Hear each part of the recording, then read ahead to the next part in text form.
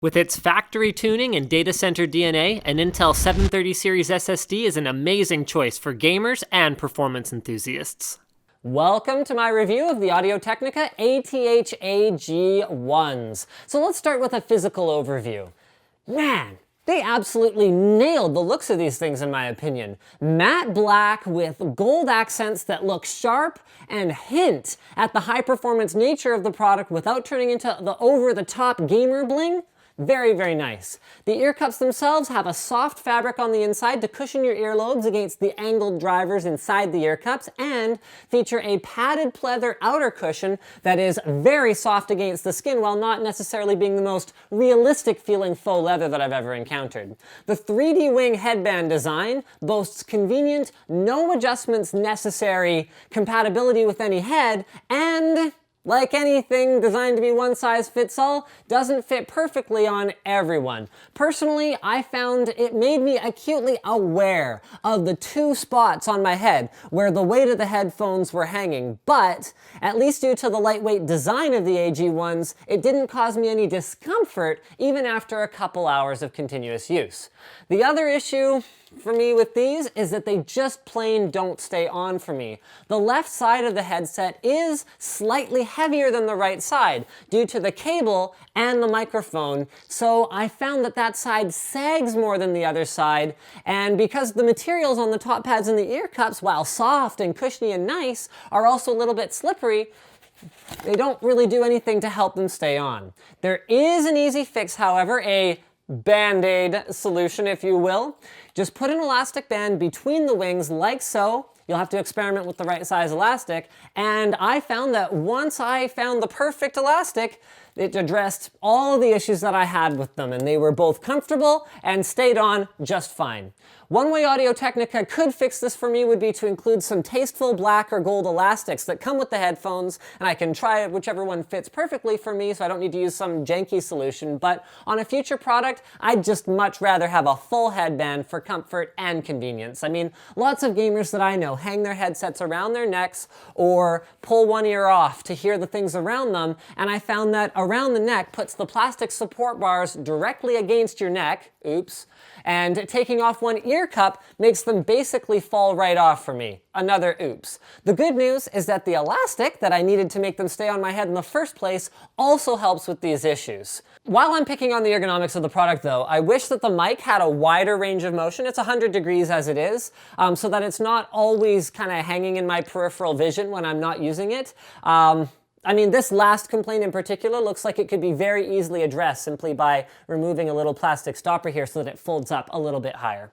It comes with a 1 meter cable pre-attached that terminates in a 4-pole connector for compatibility with mobile devices or the included USB sound card, and it is not detachable, but it is very robust feeling, so I doubt it will ever need to be replaced. And I'd rather have a solid pre-attached cable than a proprietary or fragile removable one. If I had any complaints about the cable, it would be that perhaps it's a little bit too stiff, and another 8 to 12 inches of length would help me get it not only to the front audio connector, but also kind of, routed a little bit further down so it's not anywhere near my arms, especially if my tower is next to me. Audio-Technica does include a 2 meter extension that splits into 2 3-poles to work with your analog sound card and to help you reach around to the back of your computer, but it doesn't address folks who might want to use the surprisingly decent USB sound card that can easily drive these headphones past comfortable audio levels without distortion, but have it in the back of their system where they can't see it,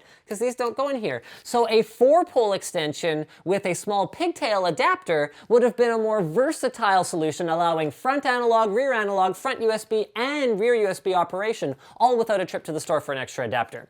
Back to the mic for a moment. It is a very premium feeling. The flexible boom is outstanding, and it can be easily positioned exactly where you need it. This is a big complaint I have about a lot of microphones, and not this one. It also features a nearby mute button that's nice and easy to reach, but is unfortunately not automatically triggered when you move the microphone up out of the way like some other headsets in this price range. Now let's move on to listening tests. All listening tests were done on a shit stack in a Titanfall game stream or with my usual mix of top 40 music. And I'll say this, the AG1s have a much more balanced frequency response than you'll typically typically find on a gaming headset. Nice, accurate, and clear highs, rich mids, and punchy, strong, but not overpowering lows. I haven't tried the open-backed ATH-AG1s, but man, I don't think I care.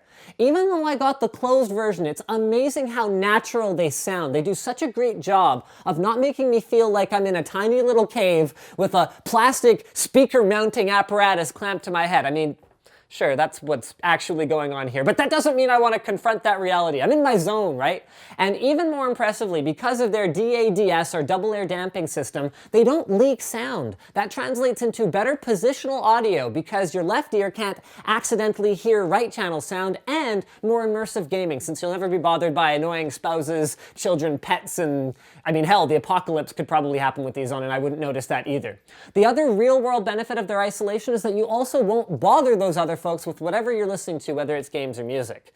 Now, because of their price, they end up in side-by-side listening tests against some tough competition though.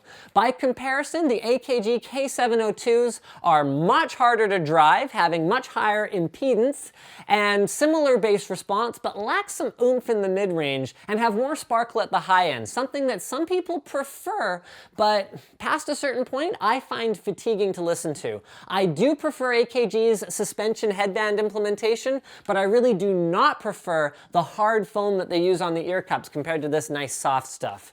I also dug my PC350s, which are still quite similar to the current model high-end closed-back from Sennheiser, out of a bin where I found them at Luke's place. He's so fired.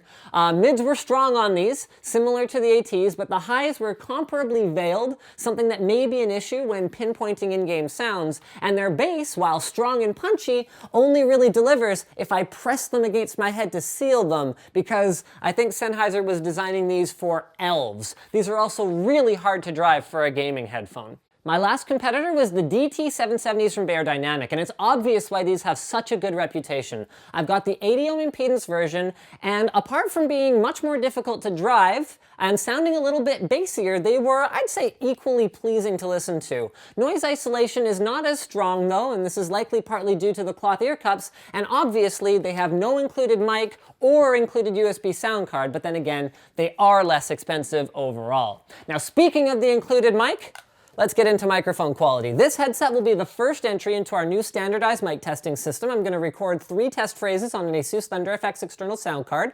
One like I'm having a conversation with someone on Skype, one like I'm excited in the middle of a game, and one like I'm speaking quietly so as not to wake the baby. I'm going to link to these sound clips in the video description. For your convenience though, here is a clip from this headset that should basically make you want to go buy it right now. Holy actual balls. The mic on the AG1 is unreal. If you didn't tell me this mic was integrated on a gaming headset, I would believe it was a much more expensive standalone solution.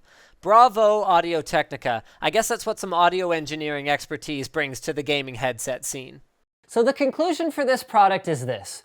Great first attempt.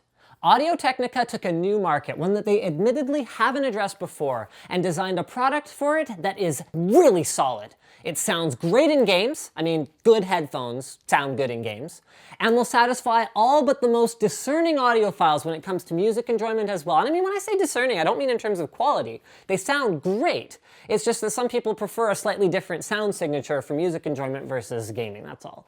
They've got a fantastic microphone on here, and apart from a few ergonomic complaints, which I covered pretty thoroughly in the video, this is pretty much as good as I could expect a gaming headset to be. The drawback, I mean, well, it's linked in the video description if you want to buy one, but prepare yourself because the price tag reflects the premium quality of the product, is price. They are very expensive, but sometimes you get what you pay for. Speaking of getting what you pay for, Audible.com. I swear, with over 150,000 audiobooks available to download at a moment's notice and listen to on your phone or in your car or on your headphones. See how these things went together so nicely? Or sorry, I got distracted there. The point is that wherever you happen to be, these guys seem to have everything. One of the hot items on the bestseller list right now is an original story called Doctor Who Dead Air that is not only about the 10th Doctor, but also happens to be voiced by David Tennant. So, if like me, you didn't get enough of him in his relatively long but still too short run as the Doctor, you can easily get your fix by signing up for a free trial of Audible's monthly audiobook service. The first one is free, and if you decide you like it, you'll get an audiobook of your choice every month to enjoy. Just head over to audible.com/Linus to learn more.